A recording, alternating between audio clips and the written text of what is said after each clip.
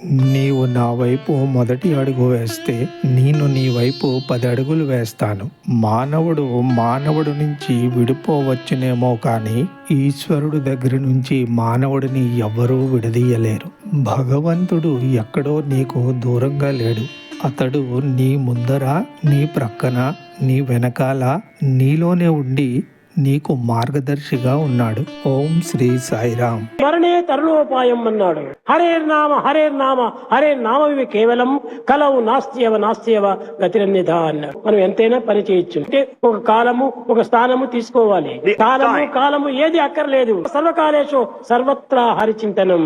కనుక ఈ నామస్మరణ చేస్తుంటే అంతకంటే గొప్పది మరొకటి. భగవాన్ శ్రీ సత్యసాయి లీలామృతం.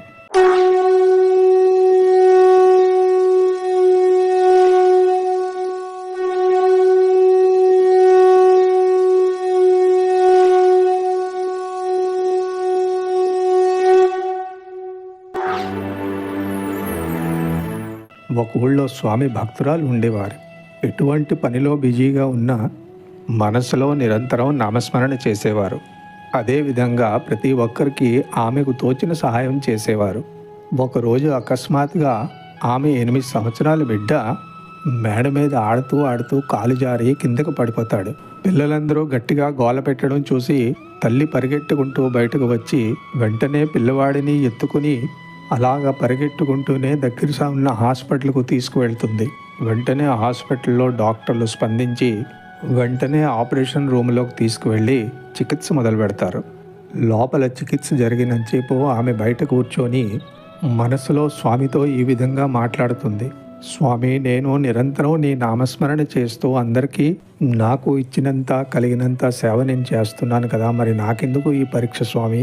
పదే ఇదే ఆలోచన తన మనసులో వస్తున్న సమయంలో డాక్టరు ఆమె దగ్గరికి వచ్చి ఆమెకు ఏం పర్వాలేదని చెప్పి ధైర్యం చెప్తాడు. మీ బిడ్డకు పెద్దగా దెబ్బలేమీ తగలలేదు, బేగే బాగైపోతాడు. కొన్ని మెడిసిన్స్ ఆమె చేతిలో పెట్టి వీటిని సమయానికి వెయ్యమని చెప్పి ఇంటికి పంపించేస్తాడు. ఎంతైనా తల్లి తల్లే కదా, జరిగిన దాన్ని ఆలోచిస్తూ మాటికి బాధపడుతుంటుంది. మనసులో ఒకటే బాధ, ఎందుకు స్వామి నాకు ఈ పరీక్ష? నిరంతర నామస్మరణ చేస్తూ సేవలందించినందుక నాకు నా బిడ్డకు ఈ శిక్ష అని స్వామితో పదే అడుగుతుంది. స్వామి భక్తులకు ఇచ్చిన వాగ్దానాన్ని పదే గుర్తు చేసుకుంటుంది. స్వామి ఇచ్చిన వాగ్దానము అదే, మీ ఇంట వెంట కంట జంట అన్ని వేళలా మీతో పాటే ఉంటాను అనే వాగ్దానాన్ని పదే గుర్తు చేసుకుంటుంది. ఈ విధంగా ఆలోచిస్తూ పిల్లవాడు నిద్రపోయాక ఆమె పడుకునే ముందు రోజు సనాతన సారథి చదివే పడుకునేది. రోజులాగే ఈరోజు కూడా ఆమె సనాతన సారథి విప్పి చదువుతుండగా అందులో స్వామి సందేశం ఈ విధంగా ఉంది. భగవంతుడు ఎప్పుడూ ఎవరిపైన వచ్చిన ఆపదని ఆపడు, కానీ ఆయన నామస్మరణ నిరంతరం చేయడం వల్ల వచ్చిన ఆపదను సహించేలాగా, తట్టుకునేలాగా శక్తిని ప్రసాదిస్తాడు. మన ఆధ్యాత్మిక ప్రయాణంలో ఎటువంటి అవరోధాలు రాకుండా ముందుకు నడిచేలాగా సుగమమైన మార్గాన్ని చూపిస్తాడు. అందుకే నిరంతర నామస్మరణం చేయడం మానరాదు అని చెప్పారు.